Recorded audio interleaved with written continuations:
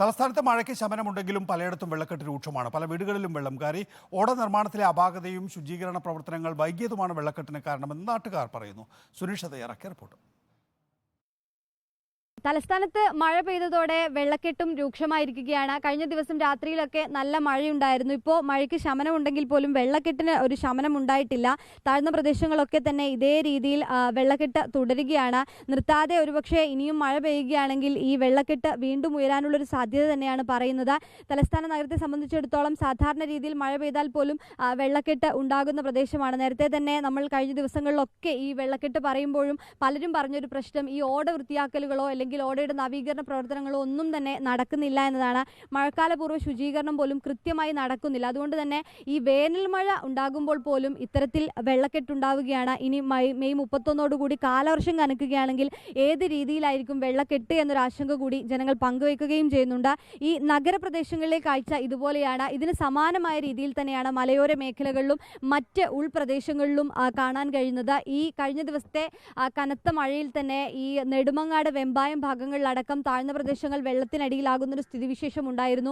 വീടുകളിലടക്കം വെള്ളം കയറി 5ഓളം വീടുകളിൽ വെള്ളം കയറുന്നൊരു സ്ഥിതി. കാട്ടാക്കട ഭാഗത്തും സമാനമായിരുന്നു സ്ഥിതി. ഇത്തരത്തിൽ മഴ ശക്തമാകുന്നതോടെ പല മേഖലകളിലെയും വെള്ളക്കെട്ട് അടിമുടി റിപ്പോർട്ട് ചെയ്യേണ്ട ഒരു സ്ഥിതിയാണ്. കാരണം എല്ലാ ദിവസവും ഈ വെള്ളക്കെട്ട് രൂക്ഷമാകുന്നു എന്നത് തന്നെയാണ് കൃത്യമായി പറയുന്നത്. ഒരു സംവിധാനം ഒരുക്കുക, ഓടയുടെ അടക്കം പ്രവർത്തനങ്ങൾ കൃത്യമായി നടത്തുക എന്നതാണ്. ഇവിടെ ഈ കൈമനം ഭാഗത്ത് വന്നപ്പോൾ പോലും ഈ മഴയൊന്നും തന്നെ കൃത്യമായി വലിയ ശക്തമായ മഴ ഇവിടെ ഉണ്ടായിരുന്നില്ല. പക്ഷേ നേരിയ രീതിയിൽ മഴ പെയ്താൽ പോലും വെള്ളക്കെട്ടുണ്ടാകുന്ന ഒരു പ്രദേശമാണ്. കാരണം ഈ ഓടയിലൂടെയുള്ള ഒഴുക്ക് സുഗമമാക്കാനുള്ള ഒരു പ്രവർത്തനവും നഗരസഭയുടെ ഭാഗത്തു നിന്നും ഉണ്ടാവുന്നില്ല എന്നതാണ് നാട്ടുകാർ പ്രധാനമായും പറയുന്നത്. ഏതായാലും ഇത്തരത്തിലുള്ള പ്രശ്നങ്ങൾ രൂക്ഷമായി തന്നെ തലസ്ഥാന നഗരത്തെ ജനങ്ങൾ പറയുന്നുണ്ട്. ഒപ്പം തന്നെ ഈ പറയുന്ന രീതിയിൽ ഇനിയും മഴ തുടരുകയാണെങ്കിൽ അത് ഏത് രീതിയിൽ ബാധിക്കുമെന്നത് തന്നെയാണ്. ഇനി വരുന്ന ദിവസങ്ങളിലും ശക്തമായ മഴയ്ക്കുള്ള സാധ്യത തന്നെയാണ് കേന്ദ്ര കാലാവസ്ഥാ വകുപ്പ് നൽകുന്നത്. ഒപ്പം തന്നെ ജാഗ്രതാ നിർദ്ദേശങ്ങൾ നൽകുന്നുണ്ട്. ഏതായാലും ഈ ജാഗ്രതാ നിർദ്ദേശങ്ങളൊക്കെ തുടരുമ്പോൾ പോലും ഈ വെള്ളക്കെട്ടിനൊരു ശാശ്വതമായ പരിഹാരം എന്നത് തന്നെയാണ് തലസ്ഥാനത്തെ ജനങ്ങൾ പറയുന്നത്. ഈ വെള്ളക്കെട്ടിനൊപ്പം തന്നെ സ്മാർട്ട് റോഡുമായി ബന്ധപ്പെട്ട് കുഴിച്ച കുഴികളൊക്കെ തന്നെയും വലിയ ബുദ്ധിമുട്ടിലാക്കുന്നുണ്ട്.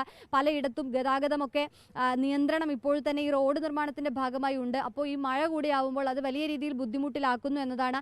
റോഡ് ഏത്, കുഴി ഏത്, ഓട ഏത് എന്നൊന്നും അടക്കം മനസ്സിലാകാത്ത രീതിയിലേക്ക് വരുന്ന ദിവസങ്ങളിലും മഴ തുടരുകയാണെങ്കിൽ അത്തരത്തിലുള്ള കാര്യങ്ങളിലേക്ക് കൂടി കടക്കും. അത് വലിയ ബുദ്ധിമുട്ടിലേക്ക് ജനങ്ങളെ ബാധിക്കും, വലിയ ബുദ്ധിമുട്ടിലേക്ക് ആക്കും എന്നുള്ളത് തന്നെയാണ് പ്രധാനപ്പെട്ട പ്രശ്നം. ഏതായാലും തലസ്ഥാനത്ത് മഴ ഇനിയും ശക്തമായി തന്നെ വരും ദിവസങ്ങളിലും തുടരുമെന്നത് തന്നെയാണ് മുന്നറിയിപ്പ്. അങ്ങനെയെങ്കിൽ വെള്ളക്കെട്ട് ഇനിയും ഇതേ രീതിയിൽ ശമനമില്ലാതെ വെള്ളക്കെട്ടും ഉണ്ടാകുമോ എന്നൊരു ആശങ്ക തന്നെയാണ് തലസ്ഥാനത്ത് ജനങ്ങൾ പങ്കുവയ്ക്കുന്നത്.